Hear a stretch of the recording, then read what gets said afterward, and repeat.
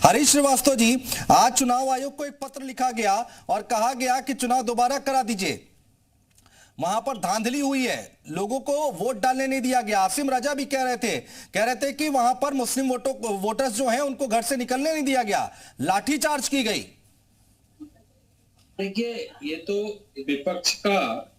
विपक्ष हारता हुआ अपने को देख करके लगातार इस तरह के भ्रामक और तथ्यहीन आरोप लगाता रहता है, जबकि वास्तविकता यह है कि आज के इस डिजिटल दुनिया में, जबकि हर हाथ में एंड्रॉयड फोन है, क्या यह संभव है कि आज कोई किसी को चुनाव में वोट कास्ट करने से रोक दे, कोई जबरिया उनको घर में बंद कर दे। छोटी छोटी घटना को लेकर के आए दिन लोग वीडियो बनाते हैं और मीडिया से लेकर के प्रशासन से लेकर सबको डाल देते हैं।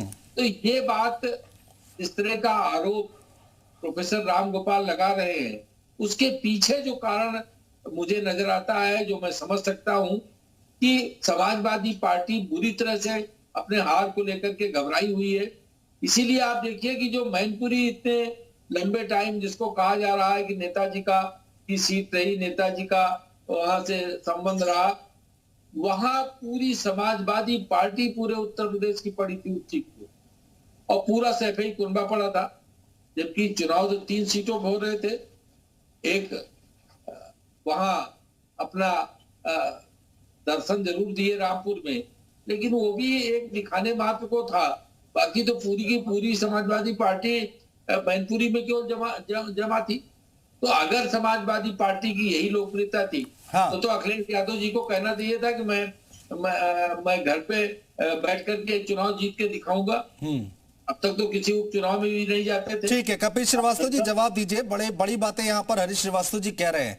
निराशा है, हताशा है, हार का डर है, क्या है?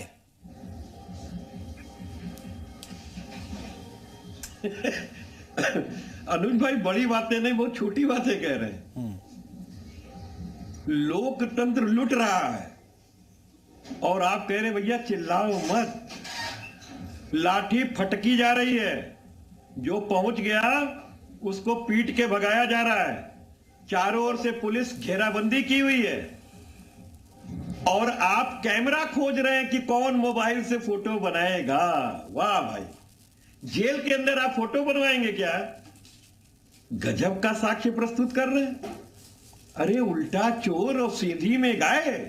वाह, मैं तो एक बात कह रहा हूं कि समाजवादी पार्टी का हम सब मान लेते आरोप कोरा है, लेकिन हमें सिर्फ यह बता दें कि इस देश के संविधान में जो संवैधानिक संस्थाएं बनाने का कानून है, उसमें 8 घंटे में किसी एक व्यक्ति को इस्तीफा देकर दिला करके संवैधानिक पद पर इसी के कैसे बैठाया जा सकता है? ये तो भारतीय जनता पार्टी ने किया है, अद्वितीय कार्य, आज तक इतिहास में दर्ज हुआ। ये मंगल ग्रह गए चले गए। ये तो मैं तो ये पूछ रहा हूं, सुप्रीम कोर्ट ने पूछा यसमैन की नियुक्ति कैसे होती है? हाँ। ये तो एफिडेविट नहीं लगा पा रहे। अब आप बताइए ना कि जिस तरीके की सारी चीजें हैं, मैं बहुत हल्के में बातें कह रहा हूं आपसे, लेकिन बहुत गंभीर बातें हैं। मैं इसलिए कह रहा हूं कि इस लोकतंत्र को बचाना सर्वोपरि है, क्योंकि लाखों मां बहनों के सिंदूर सुहाग उजड़ जाने के बाद हमें जो आजादी मिली है, वो आधे नंगे फकीर ने दिलाई थी। आज उसकी आइडियोलॉजी की हत्या नाथूराम के विचारक लगातार करते चले जा रहे हैं। आज उनका पोषण हो रहा है, लेकिन जब विदेश जाया जाता है तो उसी संत की बात की जाती है। आप मुझे बताइए, आप सुप्रीम कोर्ट को जवाब देने से भाग रहे हैं, आप हलफनामे पे संवैधानिक पीठ के अंदर डेट पे डेट लेना चाहते हैं, क्यों भैया? अगर आपने सही किया तो फिर डर किस बात? ठीक है, हरीश जी से इस पर जवाब आपने रामपुर में फ्लैग मार्च किया, ठीक है, जवाब ले लेंगे। आप वहां लोकतंत्र का चुनाव हो रहा है कि आप वहां पर जो है दंगा करा रहे हैं? हाँ, फ्लैग मार्च किस लिए हो रहा था? जितेंद्र जी, लोगों के घर बुलडोज क्यों किए जा रहे थे? हाँ, जितेंद्र जी वाकई लोकतंत्र लूट रहा है क्या, जैसा कि कपिल श्रीवास्तव कह रहे हैं? सबसे पहले तो मैं एक दरखास्त करूंगा कि टाइपिंग एरर हो गई है। जितेंद्र नहीं, जैनेंद्र नाम है। जैनेंद्र जी माफ कीजिएगा, जैनेंद्र जी माफ कीजिएगा, मैं सही करा रहा हूं, आप अपनी बात रखिए।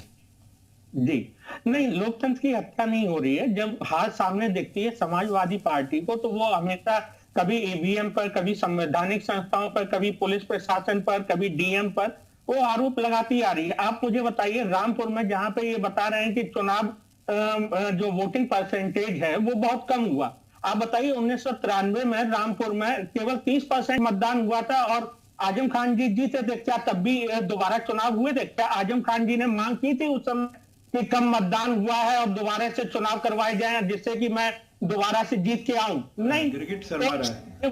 ये कि कम मतदान का मतलब ये भी तो होता है कि दो चीजें होती है, एक तो उपचुनावों में वाकई में कई जगहों पर कम मतदान होता है। हाँ। दूसरी चीज कि जनता एक उपेक्षा से भर जाती है जब देखती है कि उन्होंने 10 बार 11 बार किसी को विधायक चुना है।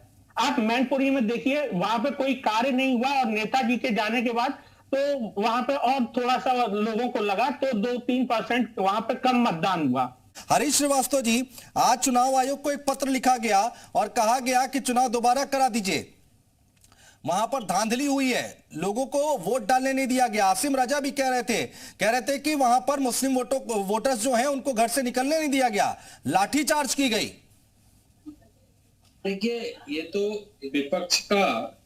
विपक्ष हारता हुआ अपने को देख करके लगातार इस तरह के भ्रामक और तथ्यहीन आरोप लगाता रहता है, जबकि वास्तविकता यह है कि आज के इस डिजिटल दुनिया में, जबकि हर हाथ में एंड्रॉयड फोन है, क्या यह संभव है कि आज कोई किसी को चुनाव में वोट कास्ट करने से रोक दे, कोई जबरिया उनको घर में बंद कर दे? छोटी छोटी घटना को लेकर के आए दिन लोग वीडियो बनाते हैं और मीडिया से लेकर के प्रशासन से लेकर सबको डाल देते हैं। तो ये बात, इस तरह का आरोप प्रोफेसर राम गोपाल लगा रहे हैं, उसके पीछे जो कारण मुझे नजर आता है, जो मैं समझ सकता हूं, कि समाजवादी पार्टी बुरी तरह से अपने हार को लेकर के घबराई हुई है। इसीलिए आप देखिए कि जो मैनपुरी इतने लंबे टाइम जिसको कहा जा रहा है कि नेताजी की सीट रही, नेताजी का वहां से संबंध रहा, वहां पूरी समाजवादी पार्टी पूरे उत्तर प्रदेश की पड़ी थी उच्च और पूरा सैफई कुनबा पड़ा था। जबकि चुनाव तो 3 सीटों पर हो रहे थे, एक वहां अपना दर्शन जरूर दिए रामपुर में, लेकिन वो भी एक दिखाने मात्र को था। बाकी तो पूरी की पूरी समाजवादी पार्टी मैनपुरी में केवल जमा थी। तो अगर समाजवादी पार्टी की यही लोकप्रियता थी, हाँ। तो अखिलेश यादव जी को कहना चाहिए था कि मैं घर पे बैठ करके चुनाव जीत के दिखाऊंगा।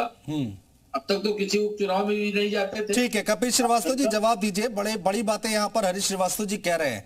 निराशा है, हताशा है, हार का डर है, क्या है?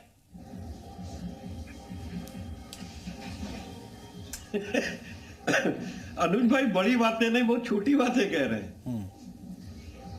लोकतंत्र लुट रहा है और आप कह रहे भैया चिल्लाओ मत, लाठी फटकी जा रही है, जो पहुंच गया उसको पीट के भगाया जा रहा है। चारों ओर से पुलिस घेराबंदी की हुई है और आप कैमरा खोज रहे हैं कि कौन